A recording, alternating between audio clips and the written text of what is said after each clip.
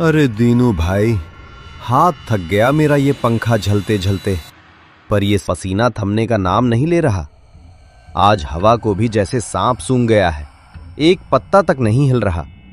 11 बजने को आए, पर सुखदेव काका अभी तक अपनी लाठी टेकते हुए यहां आए नहीं। मेरा तो अब घर जाने का मन हो रहा है। तू रुको तो सही राम मूरत भाई, इतनी जल्दी जाकर भी घर में क्या करोगे? वहां तो और उमस होगी। वैसे तुमने ध्यान दिया, आज अमावस्या की रात है। इस रात की हवा में ही कुछ भारीपन होता है। पूरे गांव के कुत्ते शाम से ही रो रहे हैं।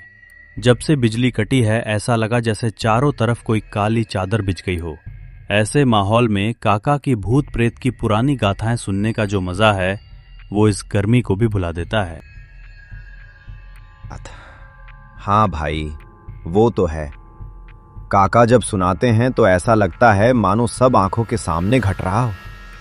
लेकिन आज इतनी गहरी रात हो गई है, मुझे तो डर है कि काका घर से निकलेंगे भी या नहीं। उनकी उम्र भी तो अब ढल चुकी है। इस अंधेरे में कहीं पैर वैर फिसल गया तो आफत आ जाएगी।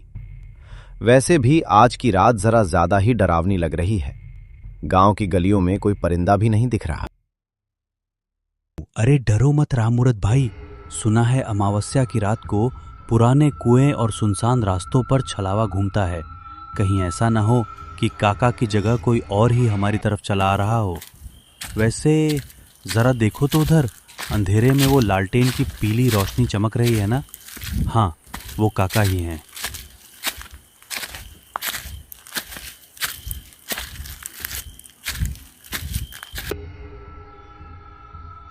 क्यों रे राम मूरत, दीनू, तुम दोनों की उम्र 35-40 पार कर गई है। बाल पकने को आए हैं, पर तुम लोगों की ये रात की आवारागर्दी बंद नहीं हुई। आज अमावस्या है। इस रात को पूरी कायनात का रूप बदल जाता है। इस काली रात में चौपाल पर बैठना ठीक नहीं होता। सच्ची घटना सुनाता हूं। ये बात तब की है जब मैं और मेरा जिगरी दोस्त रघु पड़ोसी गांव से एक शादी का न्योता भुगत कर अपनी मोटरसाइकिल से लौट रहे थे। अमावस्या की वो मनहूस रात, जहां आसमान में एक भी तारा नहीं था। चांद जैसे किसी अदृश्य खौफ से डरकर बादलों के पीछे जा छुपा हो। रघु और सुखदेव अपनी पुरानी मोटरसाइकिल पर उस सुनसान प्रांतीय हाईवे से गुजर रहे थे। चारों तरफ सिर्फ ऐसा काला सन्नाटा था जो कानों को बहरा कर दे, और उस सन्नाटे को चीरती उनकी बाइक की घरघराहट। वो दोनों बेखबर थे कि आज उनका रास्ता भटकना उन्हें सीधे मौत के ढाबे के दरवाजे पर खड़ा कर देगा। मुझे लग रहा है हम रास्ता भटक चुके हैं। वो पीछे जो पीपल के पेड़ वाला तिराहा था, वहां से हमें दाहिने मुड़ना था। ये भाई, भूख तो मेरी भी जान ले रही है, पर इस काल कोठरी जैसे जंगल में खाना कहाँ मिलेगा? तुम भी अजीब बात करते हो सुखदेव।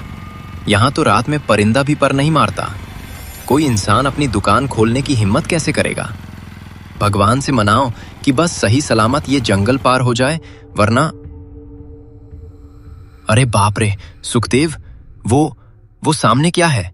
जरा अपनी आंखें मलो और देखो। जंगल के ठीक बीचों बीच, जहां कोई आबादी नहीं है, वहां एक बड़ा सा ढाबा दिखाई देता है। ढाबे के चारों तरफ पीली धुंधली रोशनी जल रही है। वहां लकड़ी की पुरानी आधी टूटी मेज और कुर्सियां करीने से सजी हैं।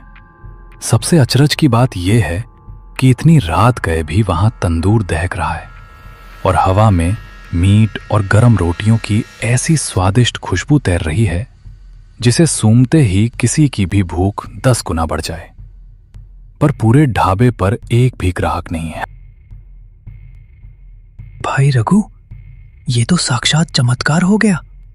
इस बियाबान जंगल में हाईवे मिडनाइट ढाबा, देख रहे हो? किस्मत हमारी इतनी भी बुरी नहीं है। भगवान ने हमारी सुन ली। चलो जल्दी से उतर कर आएंगे। अरे भाई साहब, बड़ी मेहरबानी होगी बाबा अगर कुछ खाने को मिल जाए। हम लोग पिछले 5 घंटे से भूखे हैं और रास्ता भी भटक गए हैं। इस सुनसान जंगल में आपकी दुकान देखकर हमारी जान में जान आई है। जो भी गर्मा गर्म सादा खाना बचा हो जल्दी से दे दो। आओ आओ मुसाफिरों, इस अमवास की रात में भटकने वाले हमारे खास मेहमान होते हैं। और ध्यान से देख, इतना बड़ा ढाबा है, इतनी रात को इतना सारा खाना पक रहा है, पर यहाँ कोई दूसरा नौकर चाकर क्यों नहीं दिख रहा? रोटियां बेल कौन रहा है? तंदूर में कोयला कौन डाल रहा है? मुझे ये जगह बिल्कुल ठीक नहीं लग रही। अरे रघु, तुम भी ना हर बात में शक करने लगते हो। बड़े बड़े हाईवे पर कई बार अकेले लोग भी ढाबा चलाते हैं। बूढ़ा आदमी है, अपनी गृहस्थी चला रहा होगा। अब क्या भूख के मारे मैं सीआईडी का अफसर बन जाऊं? चुपचाप बैठो, खाना आने दो, वरना भूख से वैसे ही जान निकल जाएगी। फूल से सनी और दीमकों की खाई हुई लकड़ी के फ्रेम वाली तस्वीर टंगी है। रघु उठकर उस तस्वीर के पास जाता है और अपने हाथ से उसकी धूल साफ करता है। धूल साफ होते ही उसके होश हो जाते हैं। सुखदेव, सुखदेव, जरा इधर आ, जल्दी आ, इस तस्वीर को देख, अपनी आंखें फाड़ कर देख। अरे मूर्ख, इधर आ और देख, इस तस्वीर के नीचे क्या लिखा है? हाईवे मिडनाइट ढाबा, उद्घाटन वर्ष 1956।